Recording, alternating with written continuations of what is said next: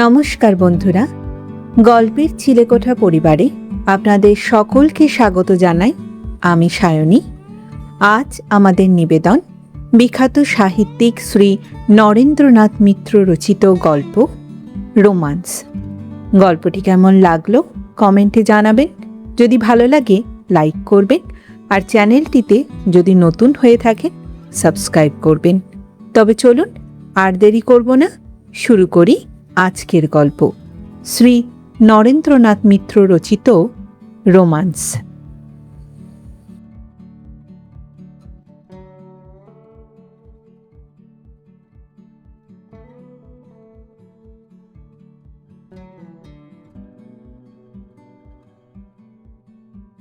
অবসরের জীবনে ধীরে সুস্থে রয়ে বসে উপভোগ করবার মতো জিনিসের অভাব আর যারই থাক, অতীশ ভট্টাচার্যের অন্তত নেই।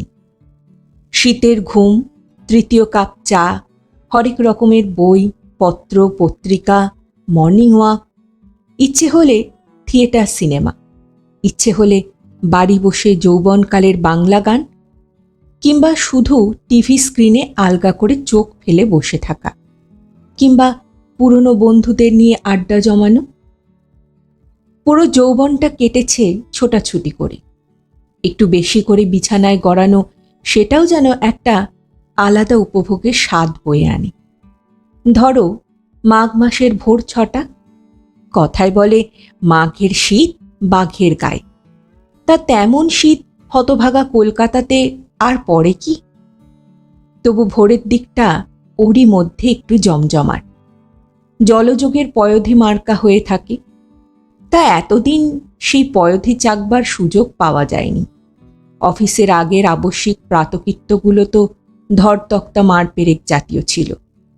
এখন অতীশ ঘাপটি মেরে পড়ে থাকেন, মাথার অর্ধেকটা অবধি বালাপোষ চাপা দিয়ে। জয়া উঠে পড়েছে টের পান। কেমন একটা অবৈধ প্রেমের রোমাঞ্চ নিয়ে বালাপোষের মধ্যে আরও ঘন হয়ে যেতে থাকেন তিনি। জয়া উঠে পড়বার মধ্যে আগেকার সেই তড়াক ভাবটা আর নেই।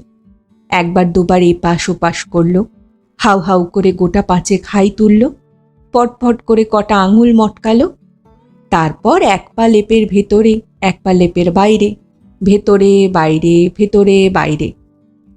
বলে ওঠেন, তুমি কি কুমির ডাঙ্গা খেলছো? পিটপিট করে চোখ খুলে সোদা সোদা গলায় বলেন অতীশ। নিঃশ্বাস ফেলেন ফোঁস করে জয়া, বলেন, আমার দুঃখ তুমি আর কি বুঝবে। অবসর তোমারই হয়েছে, আমার তো আর হয়নি।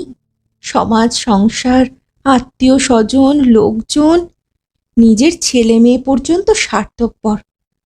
চোখ যতদিন না উল্টোচ্ছি কারুর চোখ ফুটবে না। এক্ষুনি গিয়ে রামধনকে তুলতে হবে দুধ আনার জন্য। কত করে বললুম বাড়িতে দিয়ে যাবে এমন ব্যবস্থা করো। তা কটা পয়সার জন্য এখন ওই বুড়ো মানুষটা কদিনই বা আছে। ওকে তুলে পাঠাও, তারপর আনো সব। আর মেয়েটাও হয়েছে তেমনি, নামেই তিনি আধুনিকা। আমি মা হয়ে অনুমতি দিই, তুই দুধ আনতে যা, মুদির দোকানে যা, কিচ্ছু হবে না। না, তার মান যায়। মুদির সঙ্গে সুখ দুঃখের গল্প করতে সময় জ্ঞান থাকে না। কি না জনসংযোগ করছি তৃণমূল স্তরে। এদিকে 250 চিনি নিয়ে আয়তরে শ্রীচৈতন্য বেরিয়ে পড়ে। আচ্ছা হয়েছে মেয়েটা। বলতে বলতেই জয়া ঘর পেরিয়ে দালান পেরিয়ে চলে যায়। কলঘরের দরজা বন্ধ হবার আওয়াজ পাওয়া যায়। অতীশ আবার বালিশে মুখ গুজে জয়ার ফেলে যাওয়া ভাষণের টুকরো টাকরা শব্দ চাকতে থাকেন। জয়ার আগে এত কথার বাঁধুনি ছিল না। এ বাঁধুনি ছিল জয়ার মায়ের কথাবার্তায়। তা তিনি চলে গেছেন, ভাষণগুলি মেয়ের জন্য ফেলে গেছেন। চোখ না উল্টুলে চোখ ফুটবে না, কটা পয়সার জন্য। মুদির সঙ্গে সুখ দুঃখের গল্প। কেমন লাগসই ছবির মতো শব্দগুলো। 2-3 বছর আগে হলে এমন ভোর পার হওয়া দৌড়ন্ত সকালে বিছানা মুড়ি দিয়ে শব্দের ছবিটা কি উপভোগ করা যেত? বেশ, অবসরের দিনগুলি কিন্তু বেশ। তবে অতীশের সবচেয়ে পছন্দের জিনিস হল পুরনো বন্ধুদের আসা যাওয়া এবং তাদের সঙ্গে অতীতচারণ। শীতের বেলাটা মোড়ে মোড়ে আসছে। আশেপাশের বাড়ির আলসেতে ন্যাড়া বোচা গাছগুলোর গায়ে মরাটে আলো, একেবারে বাসি মরার রং। এই সময়টা যতই চায়ের সঙ্গে মুচমুচে মুড়ি কড়াইশুঁটি রেখে যাক জয়া, মনটা কেমন খারাপ খারাপ করে। মরা আলোর সঙ্গে কেমন একটা তাদাত্ম্য এসে যায়। আয়না দেখতে ইচ্ছে যায়, মাথার ফাঁকা অংশটাতে আঙুল চলে যায়। নিজের হাত পা ধর মুন্ডু সব যেন ধোপার বাড়ি যাওয়ার যোগ্য ময়লা পুরনো কাপড়ের মতো লাগে। এই সময়ে যেমন আজ বেলটা যদি মধুর সুরে বাজে আর দরজা খুলে বাসন মাজুনি ঝোল্লার মায়ের বদলে শোভনাকে দাঁড়িয়ে থাকতে দেখা যায় এক মুখ হাসি নিয়ে, তবে তার চেয়ে খুশির জিনিস কি আর হতে পারে? তা সেরকমটা হলোও বটে। দরজা খুলেই দেখা গেল শোভন এবং শোভনা, অতীশবাবুর বেস্ট ফ্রেন্ড এবং তার স্ত্রী। বুকটা চিতিয়ে অতীশ বলে উঠলেন তাদের দিকে চেয়ে, যাক রে শোভন, এবারের মতো বাঁচিয়ে দিলি। আর একটু হলেই আত্মহত্যা করতে যাচ্ছিলুম। তা সেই রকমই তো চেহারা করেছেন বটে মশাই। মুখ যেন খ্যাংরা ঝাঁটা হয়েছে, খোকখুশের মতো নোখ। ও জয়া, তোমার কর্তার বোধহয় নেল পালিশ পরবার শখ হয়েছে না কি গো? শোভনা চেঁচালো। জয়া সিঁড়ির মোড় থেকে রেলিং বুকে চেপে ঝুঁকে পড়েছেন। আরে আসুন আসুন। ঠিক বলছেন তো, আসবো না চা দেবার ভয়ে আবার লুকিয়ে পড়বেন? শোভন ঘন্টায় ঘন্টায় চা খান। কবে জয়া থিয়েটারের টিকিট কাটা থাকায় পাড়ার বান্ধবীর সঙ্গে চলে গিয়েছিল, তা সে ঘটনায় বহুবার ক্ষমা চেয়েছে। দারুণ নাটকটা বাদ দিতে পারেনি সে। শোভন আজও সে কথা তুলে খোঁটা দিতে ছাড়ে না। জয়া বললেন, দেখুন, অর্ধেকটা প্রকাশিত হয়ে রয়েছি। পুরোটা হলে না হয় আপনার বস্তা পচা ঝগড়াটা আবার শুরু করবেন। গ্যাসে অলরেডি জল বসিয়ে দিয়েছি, আসুন। সর্বনাশ, সেবার গৃহত্যাগ করেছিলেন, এবার কি গৃহদাহ? এরই মধ্যে নিচের কোনো একখানা ঘর থেকে বেরিয়ে ঝিলিক হাত নেড়ে বলল, ওহ বাবা, মা, কাকু, তোমাদের ভলিউমটা একটু কমাও, নইলে ওপরে যাও। আমরা একটা ভীষণ গুরুত্বপূর্ণ কাজ করছি। ভলিউম তো কমিয়েছি রে মা, 5.5 কেজি কমেছে, ডাক্তার বলেছে। আহ, বুঝতে পারছো না যেন, দেহের নয় গলার, নবটা একটু ঘোরাও। বলে ঝিলিক পর্দা সরিয়ে আধো অন্ধকার ঘরটার মধ্যে সেঁধিয়ে গেল। দুই দম্পতি মেয়ের কাছে বকুনি খেয়ে কাঁচুমাচু মুখে ওপরে উঠে গেলেন। জয়া বললেন, চলুন আমরা বারান্দায় গিয়ে বসি। আপনারা বসুন, আমি চাটা নিয়ে আসি। বারান্দায় ভালো করে গুছিয়ে বসে শোভন বললেন, ঝিলিকটা কি এমন রাজকার্য করছে রে? কোচিং ক্লাস খুলেছে নাকি? ঘরে আধা অন্ধকারের মধ্যে জোড়া জোড়া চোখ জল জল করছিল বলে মনে হলো, যেন বনের মধ্যে বন বেড়ালদের সভা বসেছে। যাহা বলেছিস, অতি সায় দিল, ওয়াইল্ড একেবারে। বলেন কি, চেয়ার টেবিল ভাঙে নাকি? শোভনা ঘাবড়ে গেছেন। ভাঙেনি এখনো, তবে ভাঙলেই হলো, যা জোরে চাপকায়। জয়া একটা জাম্বো সাইজের ফ্লাস্ক নিয়ে ঢুকলেন। শোভনা গলা নামিয়ে বললেন, হ্যাঁ গো জয়া, ড্রাগ ফ্রাগ খায় না তো? বিশ্রী একটা গন্ধ পেলুম যেন। জয়া বললেন, অতটা বোধ হয় না, ড্রাগ নিবারণী সমিতি না কি একটা করছে শুনেছিলাম আমি। নিন চা নিন। কি জানি, পুলিশেরও তো চুরি ডাকাতি করার কথা না, কিন্তু মানছে কি? আসলে গাঁজার গন্ধটা একজনের দৌলতে আমার চেনা কিনা। বিয়ে থা দে, বিয়ে থা দে। শোভন দরাজ গলায় বলে উঠলে। শোভন আর গাঁজা প্রসঙ্গটা চাপা দেবার জন্যই কিনা কে জানি। বিয়ে কি আজকালকার ছেলেপুলেদের কেউ দেয় রে? বিয়ে আজকাল করে। অতীশের নিঃশ্বাস পড়ল। শোভনা বললেন, হ্যাঁ, আপনার মতো আগেকার ছেলেপুলেদের বিয়েই যেন কেউ ঘাট ধরে দিয়ে দিয়েছিল বলুন। হেদুয়ার মোড়ে হাপিত্যেশ বসন্ত কেবিনে আধখানা কবিরাজি কি কফি হাউসে 3.5 কাপ কফি নিয়ে টানা 3-4 ঘন্টা, এলিতে ফেয়ারওয়েল টু আর্মস, রূপবাণীতে জংলি, এসব যেন আমরা জানি না, কি বলুন? আর জানেন তো দেখছি অনেক কিছুই, কিন্তু ম্যাডাম, ব্যক্তিগত অভিজ্ঞতা ছাড়া কি এত ডিটেল জানা যায়? অতীশের কথায় জয়া মহা খুশি হয়ে উঠল। বলল, খাপ খুলব না কি শোভনা? সামান্য একটু লজ্জা রুমাল দিয়ে মুছে নিয়ে শোভনা বললেন, সত্যি দিনগুলো সব কোথায় গেল বলো তো? কি দিনই না ছিল আমাদের। It was the best of times, it was the worst of times. সবার জীবনেই এই প্যারাডক্সিক্যাল দিনগুলো আসে, তারে কয় যৌবন। শোভন বলে উঠলেন। অতীশ বললেন, আমাদের এসেছিল, আমাদের পিতামহদেরও এসেছিল, আমাদের পিতাদেরও এসেছিল, এখন আমাগো পোলা পানদের আইস আছে, কি বলিস?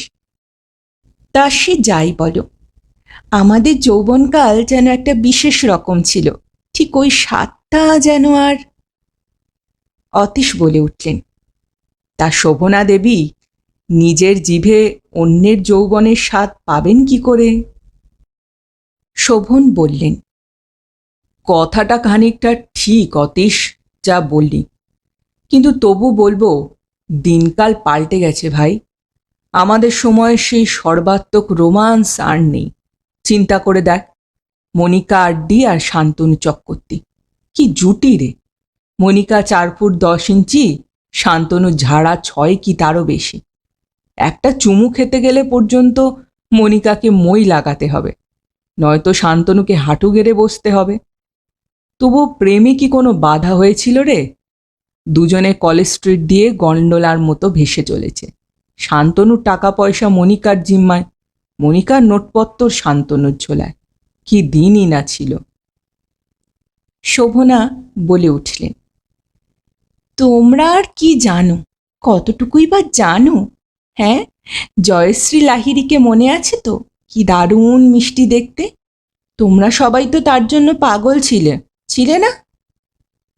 অতীশ চেঁচামেচি করে উঠল, হ্যাঁ, কোন কালে, কোন কালে? শোভন বললেন, আরে বাবা, বেথুন বিউটি বলে কথা, একটু আধটু দোলা তো দেবেই। তার ওপর সাজ কি, সবসময় ফিল্ম স্টারেদের মতো সেজে আছে, গালে রুজ, ঠোঁটে লিপস্টিক। জয়া বললেন, মোটেই না, ওর চেহারাটাই ওই রকম। কোথায় এখন জয়শ্রী? আরে একটা বোকা ব্যারিস্টারকে শেষ পর্যন্ত বিয়ে করেছে। আচ্ছা, তোমাদের অরিজিৎদার কথা মনে আছে? অরিজিৎ গোস্বামী? শোভন বললেন, ও সেই রামস্বামী না কি একটা মেয়ে লেঙ্গি মারল বলে সুইসাইড করলো যে ছেলেটা? রাইট, লাস্ট মোমেন্টে পেট ওয়াশ করে অবশ্য বেঁচে গিয়েছিল। কি দিন ছিল!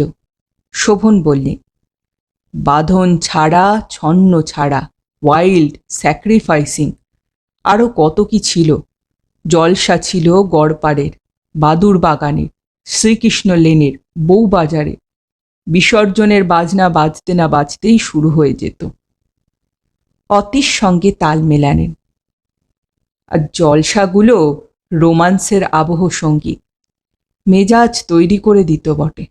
আহা, ঠিক রাত দুপুর, আসর সরগরম, কানাতের ফাঁক দিয়ে শীতের হাওয়া ঢুকছে।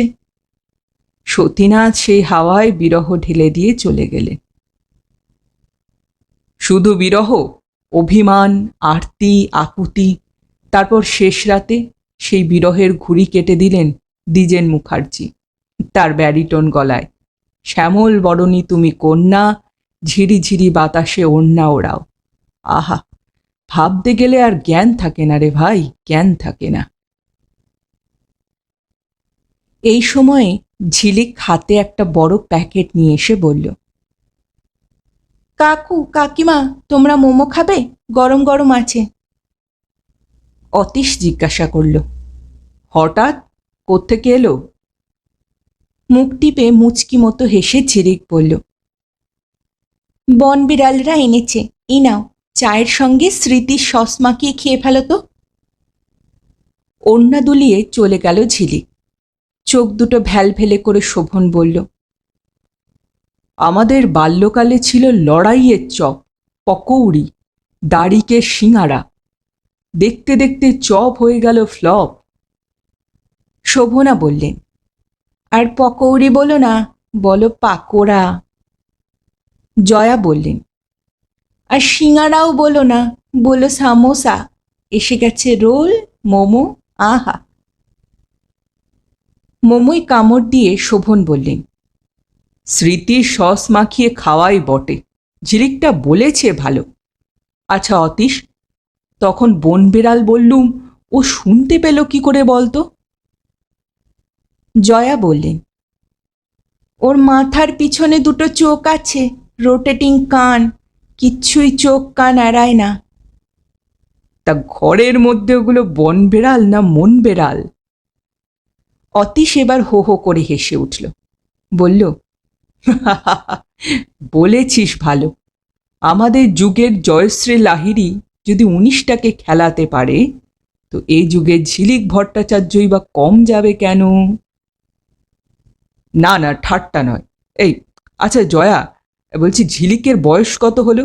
কিছু মনে না করলে বলো তো শুনি। মনে করবার কি আছে, ঝিলিক তো আপনার রিন্টুরই পরের বছর হলো। এই 28 পার হয়ে গেছে, এমএ হয়ে গেছে, 1 যুগ হতে চলল। তা করছে কি এখন? কি করছে না তাই জিজ্ঞেস করুন। প্রথমে তো দিব্যি টুক করে কলেজে চাকরি পেয়ে গেল, করলো বছর 2। তারপর একদিন খোঁজ পেলুম কলেজের চাকরিটা ছেড়ে দিয়েছে। শোভনা অবাক হয়ে বলল, খোঁজ পেলে মানে? তোমাদের সঙ্গে কি তোমাদের মেয়ের কোনো মানসিক যোগাযোগ নেই? আছে বললে আছে ভাই, নেই বললে নেই। জয়া বললেন, বুঝলুম না। শোভনা হতাশ। অতীশ চেয়ারে এগিয়ে বসলেন, বললেন, না বোঝার কি আছে? সকালবেলা চা করে দিচ্ছে, বিছানা গুছুচ্ছে, বালিশ রোদ্দুরে দিচ্ছে, দেওয়ালে ঝুল দেখলেই ঝাড়ছে, মাকড়সা দেখলেই মুছো যাচ্ছে, আর ওর মায়ের শতখানিক প্রসাধনীর সামগ্রী নিয়ে আসছে। এগুলোকে যদি মানসিক লেনদেনের মধ্যে ফেলতে পারো, আর না হলে না। জয়া হাঁ করে উঠলেন, শতখানিক প্রসাধনের আইটেম মানে? ইয়ার কি পেয়েছ? আরে বাবা, ক্রিমই তো খান 50। ঠোঁটের ক্রিম, চুলের ক্রিম, নাকের ক্রিম, কপালের ক্রিম, গালের ক্রিম। শোভনা এবার সাহায্যার্থে এগিয়ে এলেন জয়ার। আহা, ঠোঁটের আর গালেরটা ঠিক আছে অতীশদা, বাকিগুলো আপনার উর্বর মস্তিষ্কের প্রোডাক্ট। কথা বলবার সুবিধের জন্য, মানে আলাপটা বেশ রঙ্গিলা করে তোলবার জন্য বলছেন না? শোভন বিরক্ত হয়ে বলল এবার, এই তোমরা সাইড ট্র্যাকে যাচ্ছ। আমাদের আলোচনার বিষয় ছিল মা বাবার সঙ্গে কন্যার মানসিক যোগাযোগ, সেটা সেটা বলো। অতীশ বললেন, হ্যাঁ হ্যাঁ, ওই যা বলছিলুম, সবই করছে, বেরোনোর সময় বলেও যাচ্ছে, ইচ্ছে হলে ডেস্টিনেশন ফেরবার সম্ভাব্য টাইমও, কিন্তু কোথায় কখন সেগুলো বললে কি হবে? কেন যাচ্ছে সে কথা বলবে না, ওগুলো নাকি ব্যক্তিগত বিষয়। শোভনা ফোঁস করে উঠলেন, এই এক ব্যক্তিগত উঠেছে আজকাল। রিন্টুটাকে নিয়ে আমাদের কত জল্পনা কল্পনা। ছেলে আমাদের বন্ধু হবে, বাপের বন্ধু, মায়ের বন্ধু। ছেলে তো বাপের ফাজলামি শুনতে শুনতে বড় হলো, কিন্তু বন্ধু কই? এখন দেখছি সেগুড়ে বালি, ব্যক্তিগততে এসে ঠেকে যাচ্ছে সব। ব্যক্তিগতটা আবার ঠিক কোনখান থেকে আরম্ভ হচ্ছে সেটাও বোঝা দেয়। এই সময়ে ঝিরিক আবার এসে ঢুকল। ঝিরিক একটি অতি তন্নি 5 ফুটি তরুণী। বয়সে যুবতী হলেও তাকে দেখলে 18 পার হয়েছে বলে মনে হয় না। রং মাজা, দেখতে সে ঠিক কেমন সুন্দরী না বান্দরী সেটা একেবারেই অপ্রাসঙ্গিক, কারণ অল্প বয়সের মহিমা তার সর্ব অবয়ব থেকে ঠিক রচ্ছে। সে একটা ঝোলা কুর্তা পরেছে, যার ওপর কতগুলো কার্টুন ফিগারের অ্যাপ্লিক সাঁটা। সালোয়ারটাও ঝোল্লা, ফলে ঝিরিককে আরও বেঁটে দেখাচ্ছে। কিন্তু তার চোখ মুখ হাঁটাচলা ইত্যাদি দেখলেই বোঝা যায় সে এসব গ্রাহ্যের মধ্যেও আনে না। ঝিরিকের মুখ তেলতেলে, চুলেও বেশ খানিকটা তেল, মাঝখানে সিঁথি কেটে দুদিক পেতে আঁচড়ানো। ঝকঝকে দাঁতে ঝিরিক হেসে বলল, বসতে পারি? শোভনা হাঁ হাঁ করে বললে, নিশ্চয়ই নিশ্চয়ই, বসবে বই কি, এ তো আমাদের সৌভাগ্য। ঝিলিক উত্তরে বললে, কেন সৌভাগ্য কেন? পরক্ষণেই ঝিরিক বারান্দার গ্রিলের ফাঁক দিয়ে নিচের দিকে চেঁচিয়ে বলল, সদর দরজাটা ভালো করে টেনে দিয়ে যাস, এই পটাশ, পরের দিন রেকর্ডগুলো মনে আছে তো? নিচ থেকে কতগুলো উচ্চ আওয়াজ এলো।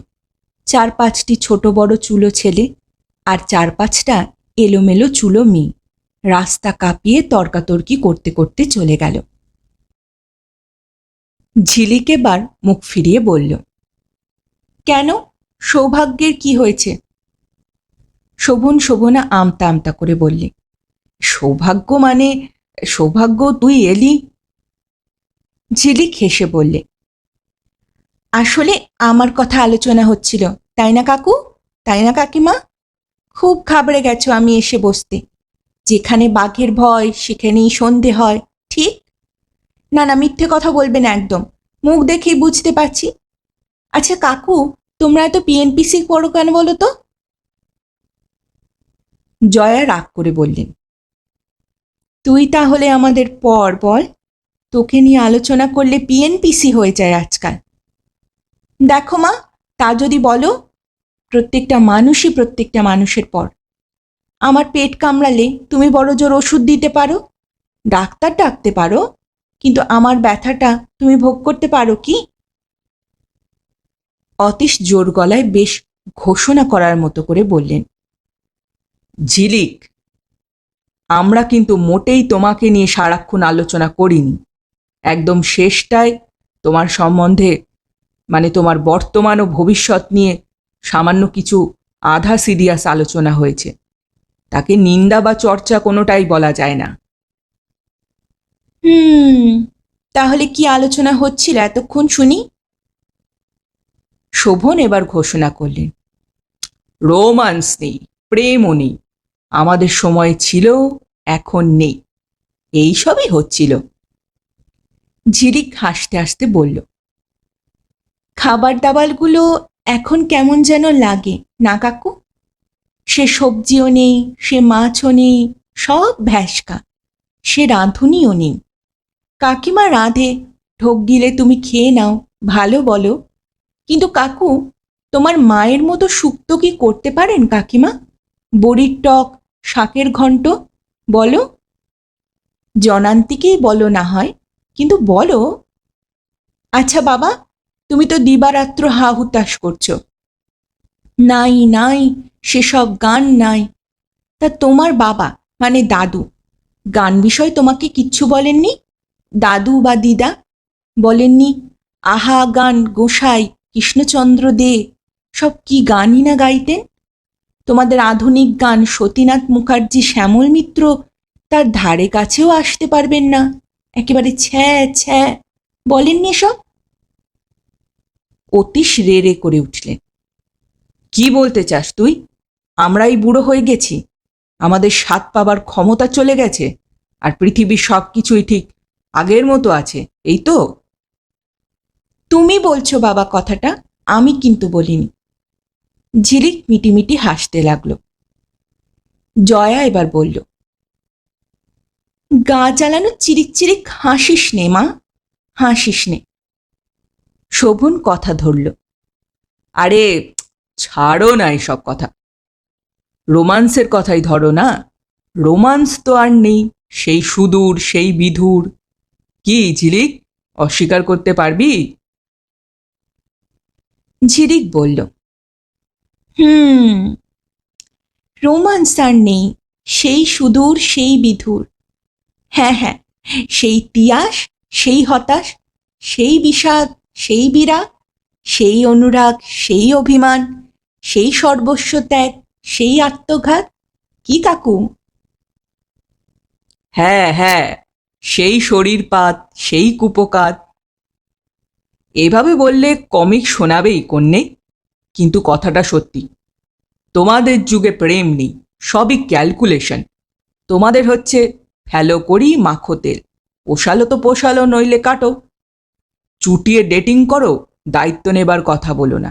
কিছু বলতে গেলেই শেয়ার বাজারের কথা বলো, ব্যাংক থেকে কত লোন পাওয়া যাবে, কত ইন্টারেস্ট, কত ফেরত দিলে, কত মেরে দিলে চলবে। এইসবই তো তোমাদের সব কিছু, অস্বীকার করতে পারবে? আরে কাকু, তুমি এখানেই থামলে কেন? আগে বাড়ো, ভালোই বলছো। অতীশ এবার সুযোগটা নিয়ে নিলেন, বললেন, কথাটা ভালো করে বলার ব্যাপার নয় ঝিলিক। কথাটা হচ্ছে, তুই এখনো কি করছিস, ভবিষ্যতে বা কি করবি? কলেজের চাকরিটা কেন ছাড়লি? বিয়ে থাই বা কবে করবি বলতো? আমার ব্যক্তিগত ব্যাপার বলে ড্রয়ারে চাবি দিয়ে রেখেছিস। আজ শোভন কাকুরা আসতে যদি তুমি চাবি খুললে, তো কথাগুলো হয়েই যাক না। আপত্তি আছে কি মা? আজও তো শোনা হলো না তুমি কলেজের চাকরিটা কেন ছাড়লে। ঝিরিক এবার গম্ভীর হয়ে বলল, না বাবা, আপত্তি নেই। আমার 1 নম্বর কৈফিয়ত শুনে নাও।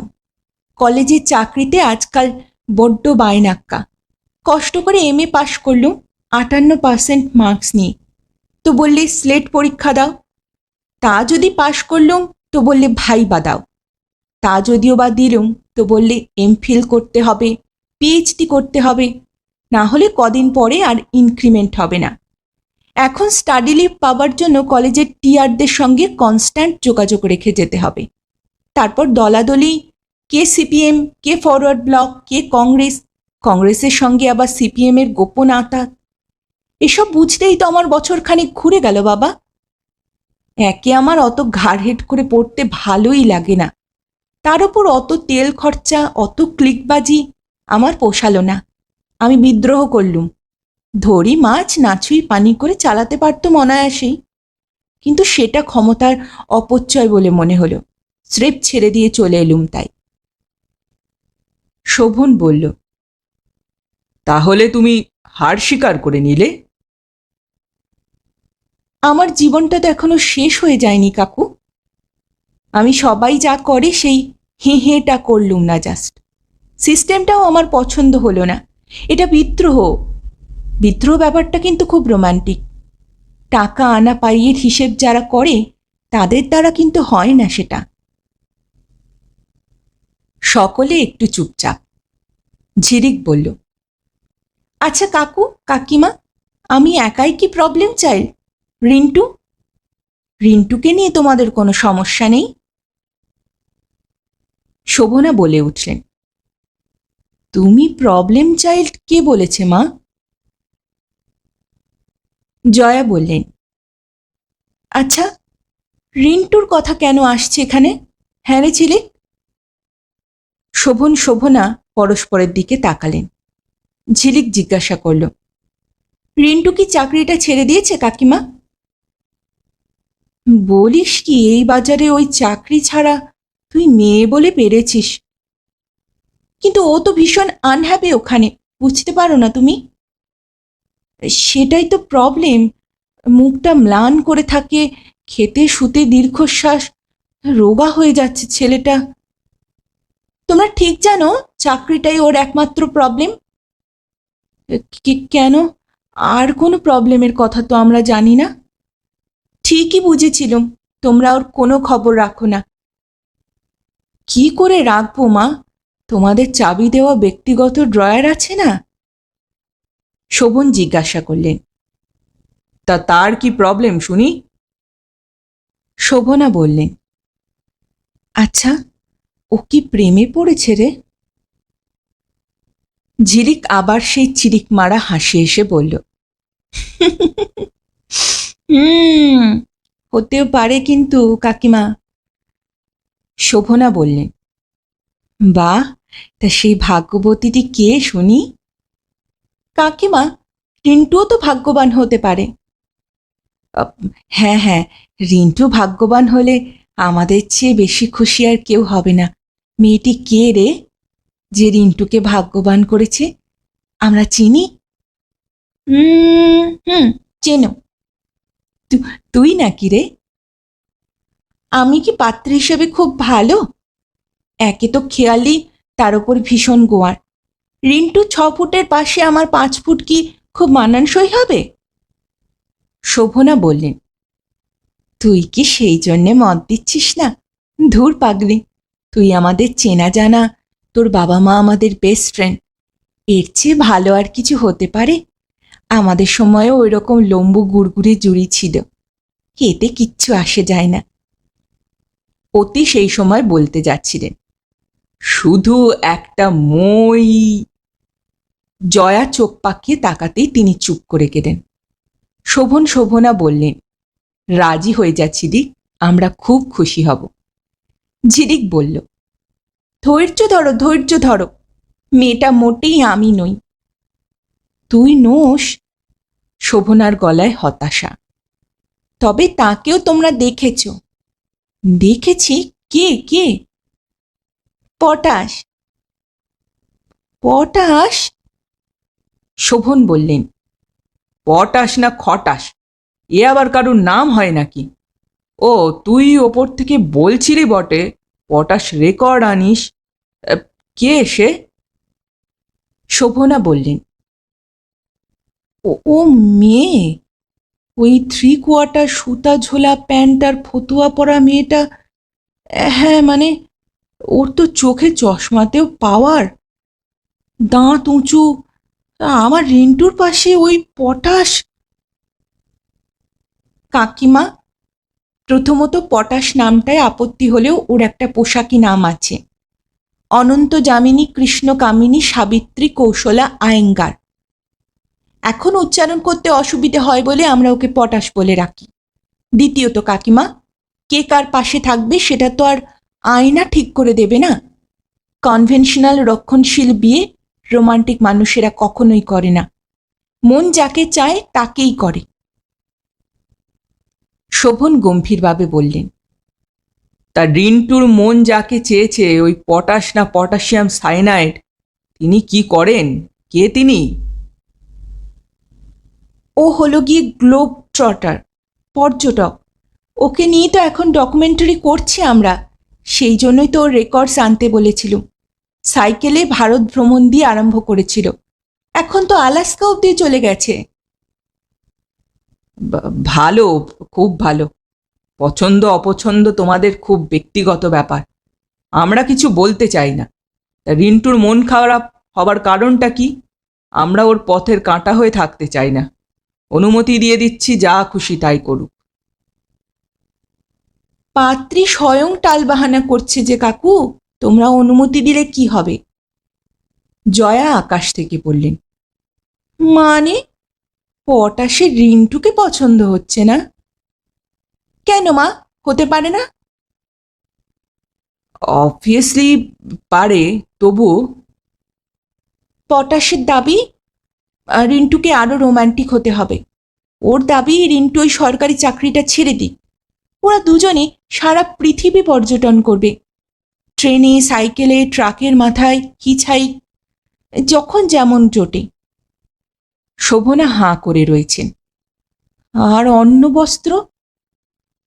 ওসব ব্যাপারে আজকাল কিছু স্পন্সর পাওয়া যাচ্ছে কাকিমা, তবে পটাশ সেসবের পরোয়া করে না। ওর থিওরি হলো, দুটো শিক্ষিত বুদ্ধিমান ছেলে মেয়ে যাদের গোটা হাত পা আছে, তাদের গ্রাসাচ্ছাদনের অভাব হওয়ার কথা নয়, দরকার হলে মাল বইবে, দরকার হলে হোটেলে এঁটো বাসন ধোবে। মোট কথা। শোভন প্রায় চিৎকার করে উঠলেন, ইম্পসিবল! রিন্টু একটা ইকোনমিক্সের এমএসসি আইএএস অফিসার, সে মাল বইবে, এঁটো বাসন ধোবে? জয়া বললেন, পটাশের ইচ্ছে হয় সে বাসন ধুকে যাক, তাকে মানাবে ভালো। মজা পাওয়া গলায় ঝিলিক বলল, মা, পটাশ কিন্তু বায়োকেমিস্ট্রির ফার্স্ট ক্লাস ফার্স্ট। আর পটাশরা 3 পুরুষ অ্যাডমিনিস্ট্রেটিভ সার্ভিসে আছে। ওর বাবা ডক্টর শ্রীনিবাস আয়েঙ্গার এখন এডুকেশনের ডিরেক্টর। চমৎকার! তার মেয়ের এমন মতিগতি কেন? বাসনি যদি মাজবে তো বায়োকেমিস্ট্রি পড়ার কি দরকার ছিল? শোভনা বললেন।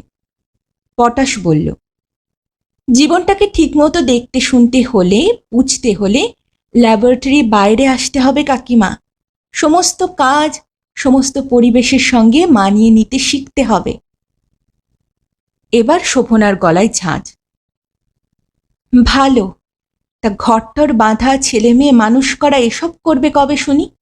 বুড়ো হয়ে গেলে? না না কাকিমা, সে গুড়ে বালি। পটাশ বলে পৃথিবীতে যথেষ্ট শিশু আছে, তাদের আদর হচ্ছে না, তারা ধ্বংস হয়ে যাচ্ছে, নষ্ট হয়ে যাচ্ছে। এই পরিস্থিতিতে ওদের দুজনের আর শিশু আনবার কোনো প্রশ্নই উঠছে না। আর ঘর বাঁধা, পটাশ পথকেই ঘর বলে মনে করে। বুড়ো বয়সের তো প্রশ্নই নেই। ওর ধারণা, এইভাবে পৃথিবী দেখতে দেখতে ওরা যৌবনেই কত হবে, বৃদ্ধ আর হতে হবে না। বাহ, চমৎকার! শোভন বললেন। অতীশ বললেন, তাই চিরপথিক চিরনবীন পটাশকেই আমাদের রিন্টু বিয়ে করবে বলে ঠিক করেছে? ঝিলিক একটু চুপ করে রইল, তারপর মুখ তুলে আলতো করে বলল, সেখানেই তো বাবা আসল প্রবলেম। পটাশ বিয়ে করতে চাইছে না। বলছে বিয়েটি ওসব পুরনো সমাজের পুরনো অভ্যাস। যতদিন পরস্পরের পরস্পরকে ভালো লাগে ততদিন একত্রে থাকলেই হলো। রিন্টুর ভালো না লাগলে রিন্টুর ফিরে আসার স্বাধীনতা আছে, পটাশের ভালো না লাগলে পটাশেরও। এই নিয়েই ওদের টানাটানি চলছে মূলত। রিন্টু ডিসিশন নিতে পারছে না। বেচারির খুব খারাপ অবস্থা। পটাশকে ছাড়া ওর জীবন অন্ধকার, পটাশেরও একরকম তাই। এদিকে এই সময়ে ফোনটা ঝনঝন করে বেজে উঠল। অতীশ ধরবার জন্য উঠছিলেন। ঝিলিক তড়াক করে লাফিয়ে উঠল, বলল, আমার একটা এসটিডি আসার কথা আছে বাবা, আমি ধরছি। ওরা 4 জন বারান্দায় বসেছিলেন পরস্পরের দিকে মুখ করে। বারান্দার কোলে ঘর, ঘরটা ছায়া ছায়া দেখাচ্ছে। ঝিলিকের বিস্কুট রঙের পোশাক ঘরের রঙের সঙ্গে প্রায় মিশে গেছে। ওর খোলা চুলের ঢাল দেখা যাচ্ছে, আর মাঝে মাঝে নাকের ডগা।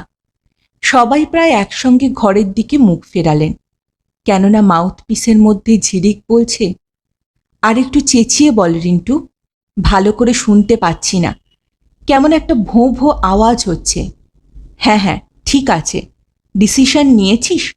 বাহ, চমৎকার! হ্যাঁ, ডিসিশনটাই আসল। তোর 14 আনা বুদ্ধিবৃত্তি, ম্যাচিউরিটি, জীবনবোধ ওই ডিসিশনের মধ্যে দিয়েই প্রকাশ পাবে। কি বললি? Good, very good. I congratulate you. ঘটনাচক্রে কাকু কাকিমাও আজ আছেন এখানে।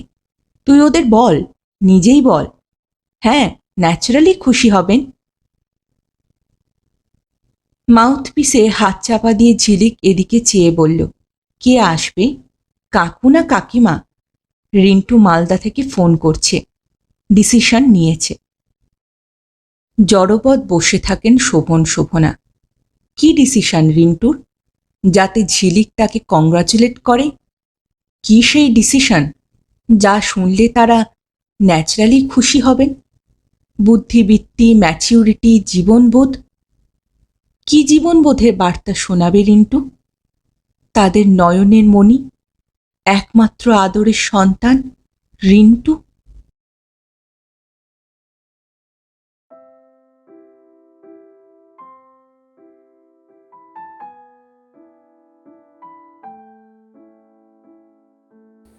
শুনছিলেন আজকের গল্প শ্রী নরেন্দ্রনাথ মিত্র রচিত রোমান্স। ফিরে আসছি আরেকটি নতুন গল্পের সঙ্গে কিছুদিনের মধ্যে। ততদিন ভালো থাকবেন, সুস্থ থাকবেন এবং গল্পে থাকবেন। আর আমার গল্প পাঠ ও উপস্থাপনা যদি ভালো লাগে তাহলে লাইক আর কমেন্ট করতে ভুলবেন না। আর চ্যানেলটিতে যদি নতুন হয়ে থাকেন সাবস্ক্রাইব করবেন, এতে আমার উৎসাহ ও আত্মবিশ্বাস দুইই বাড়ে। তাহলে আজ এখানেই বিদায় নেব, আবার দেখা হচ্ছে। নমস্কার।